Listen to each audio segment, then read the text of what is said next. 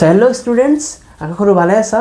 So যেহেতু আমাৰ class 12 ৰ এক্সাম হেক, সো এতিয়া প্ৰত্যেকটো ষ্টুডেন্টৰ মাথাত এটা বস্তু চিন্তা ধাৰণা চলি আছে যে এতিয়া ক্লাস 12 হেক হৈ গল, এতিয়া মই কি কৰিম, কোনটো কোৰ্সত অপ কৰিম। সো এইটো ভিডিওত আমি হেইবোৰ বস্তুবোৰ আমি ডিটেইলত ডিসকাস কৰিম যে ক্লাস 12 ৰ পিছত আমি কি কি কোৰ্সত এনৰোল কৰিব পাৰো, কোনটো কোৰ্সত গলে আমাৰ কাৰণে ভাল হ'ব। আৰু এটা ৰিকুৱেষ্ট, ভিডিওটো এনলৈকে চাবা, বিকজ লাষ্টত যেটো আমি যেটো কথা কম হেতু তোমাৰ হ'ব বোনাস, বিকজ হেতুৱে তোমাৰ মেইন বস্তু মূল কথা তোমাক মনত ৰাখিব লাগিব যেতিয়া আমি যে কোনো কোৰ্সত অপ কৰো। সো হেতু তুমি মিস নকৰিবা, হেকাৰণে ভিডিওটো স্কিপ নকৰাকৈ এন্ড লৈকে চাবা। যেহেতু এই বোৰ্ডটো বহুত সৰু, হেকাৰণে আমি কপিত দেখাবলৈ চেষ্টা কৰিছো, ঠিক আছে।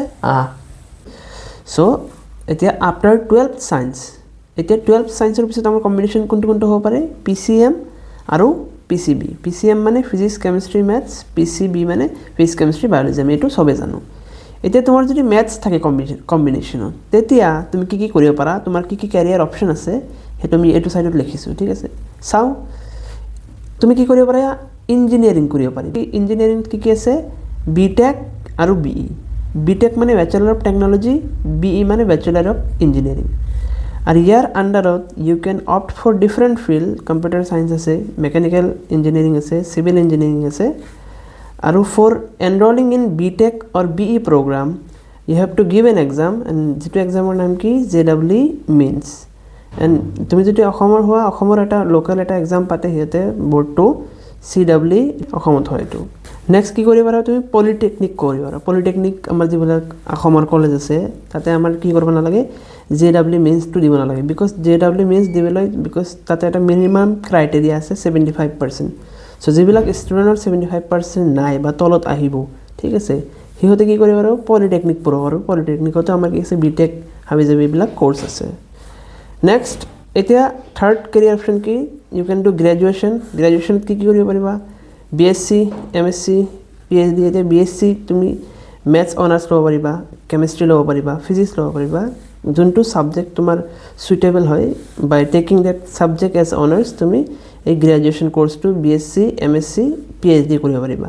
এতিয়া এটো কৰিলে তুমি কি বনিবা, you can be professor, you can be a teacher, even তুমি সাইন্টিষ্ট হ'ব পাৰিবা, বিকজ সাইন্টিষ্টত তুমি কি কৰিবা, ৰিসাৰ্চ কৰিবা। আৰু প্ৰফেসৰ হ'বলৈ তোমাৰ PhD ৰ লগত কি লাগিব, নেট স্লেট এইবিলাক এক্সাম তোমাৰ কোৱালিফাই হ'ব লাগিব। নেক্সট কেৰিয়াৰ অপশন কি আছে, বেংকিঙত যাব পাৰিবা। BCA MCA কৰিব পাৰিবা। BCA কি, bachelor of computer application, MCA কি, master of computer application. Next একদম তোমাৰ আনৰিলেটেড এটা বস্তু তুমি যাব পাৰিবা, if you wish to go you can do law also, তুমি ল কৰিব পাৰিবা। আৰু এটা বহুত ভাল এটা বস্তু আছে তোমাৰ কি, NDA নেশ্যনেল ডিফেন্স একাডেমিত যাব পাৰিবা। NDA এটা এক্সাম পাতে, national defence academy, after class 12। সেই এক্সামটো যদি তুমি কোৱালিফাই কৰা, then you can go for national defence academy. আৰু ইয়াত তোমাৰ কিছুমান ফিজিক্যাল ৰিকুৱাৰমেণ্টো থাকে, হেতু তোমালোকক চাব লাগিব যেতিয়া তুমি এক্সামৰ কাৰণে অপ কৰিবা বা দিবলৈ হইবা, সেই ফিজিক্যাল ৰিকুৱাৰমেণ্টবোৰ চাই ল'বা, ঠিক আছে। সো এটো হৈ গ'ল আমাৰ কি, PCM কম্বিনেশন যাৰ আছে। নেক্সট কি, PCB combination, physics chemistry biology. So হিহঁতে কি কি কৰিব পাৰিব, they can go for medicine. মেডিচিনত কি কৰিব পাৰিব, পপুলাৰলি আমি যেটো জানো MBBS, BDS, ভেটেনাৰী, ঠিক আছে, আৰু আছে আয়ুৰ্বেদিক, হোমিওপ্যাথি, এইবিলাক কৰিব পাৰিব। এণ্ড ফৰ ডেট আমাৰ এটা এক্সাম কোৱালিফাই কৰিব লাগিব, এণ্ড ডেট এক্সাম ইজ, আমি সবে জানো, নীট এক্সাম দিব লাগিব। ইভেন এতিয়া নেক্সট কেৰিয়াৰ অপশন কি আছে তোমাৰ, পেৰামেডিকেল।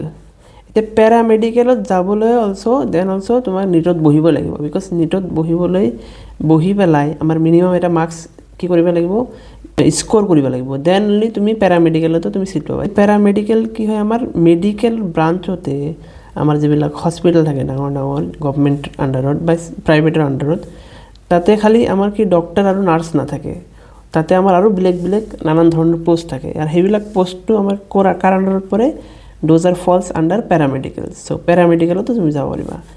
নেক্সট তোমাৰ কি আছে, BSc nursing, BSc agriculture, BSc biotechnology, BSc microbiology, যেটো ইয়াতে লেখা নাই, সো সেইবিলাকো কৰিব পাৰিবা। আৰু এটো কৰিবলৈ তোমাৰ নীট JEE নালাগে, এটো ডাইৰেক্ট তুমি এনৰোল কৰিব লাগিব, ঠিক আছে। সিহঁতৰো এক্সাম আছে, BSc nursing, BSc agriculture, different কলেজে এটো এক্সাম পাতে। নেক্সট আছে BSc কৰিব পাৰিবা নৰ্মেল BSc যেটো আছে বটানী জুলজিত লৈ কৰিব পাৰিবা আৰু তেতিয়া কি কৰিব লাগিব তোমাক MSc কৰিব লাগিব PhD কৰিব লাগিব লাইক সেম প্ৰসেস যেনেকৈ তুমি গ্ৰেজুৱেচন কৰিছিলা PCM লৈ সেম তোমাৰ PCB লৈ BSc MSc দেন PhD তেতিয়া তোমাৰ সেম কেৰিয়াৰ অপচন প্ৰফেসৰ বা টিচাৰ বা সাইন্টিস্ট হ'ব পাৰিবা নেক্সট কেৰিয়াৰ অপচন কি আছে যেটো আমাৰ বহুতে কি অপ্ট কৰে D Pharm B Pharm হেতুত যায় বা তুমি বামছত যাব পাৰিবা নেক্সট ইয়াতো আছে আমাৰ সায়েন্স লোৱাৰ পিছতো যেটো কি আমাৰ লত গুছি যায় LLB কৰে these are the career options that you can go for after 12th science but এটো তো হৈ গল আমাৰ সায়েন্সৰ পিছত কি কি আমি লব পাৰিম এতিয়া মই কৈছিলো যে লাষ্টত এটা তুমি ইম্পৰ্টেন্ট এটা কথা পাবা বোনাস পাবা সো বোনাস অপশনটো কি সো এবিলাক বস্তু কম বেছি we all know যে 12 ৰ পিছত এবিলাক কেৰিয়াৰ অপচন আছে কম বেছি আমি সবে জানো এতিয়া কোনটো তুমি অপ্ট কৰিবা হেতু হল কথা সো মোৰ অপিনিয়নত যেহেতু কোনো অপশনতে the race is not easy গোটেই কেটা ব্ৰাঞ্চত গোটেই কেটা আমাৰ কেৰিয়াৰ অপশনত there is huge competition so হেই কাৰণে according to me তুমি হেতুৱে চুজ কৰিবা যেটো তোমাৰ কি আছে ইন্টারেস্ট আছে because without interest don't choose any career option otherwise it will be very difficult for you হেগেনে যোনটো কেৰিয়াৰ অপশনটো তোমাক মানে দেখি বা শুনি বা ভাল লাগে বা কৰিবলৈ মন যায় হেতু কেৰিয়াৰ অপশন চুজ কৰিবা দেন অনলি তুমি কি থাকিবা হ্যাপি থাকিবা এন্ড ইভেন সাকসেসফুল হ'ব পাৰিবা আদাৰওয়াইজ কাৰো কথা শুনি বা পেৰেন্টছৰ প্ৰেছাৰত আহি হেতু তুমি কেৰিয়াৰ অপশন চুজ নকৰিবা যেটো তোমাৰ ইন্টারেস্ট নাই ঠিক আছে সো মেইনলি কথাখন কি হল যে যোনটো তোমাৰ ইন্টাৰেস্ট যায় ঠিক আছে you can be a teacher also হেতু যদি তোমাৰ ইন্টাৰেস্ট যায় then do graduation then MSc হেনে কৰি তুমি BEd কৰিব পাৰিবা BEd কৰি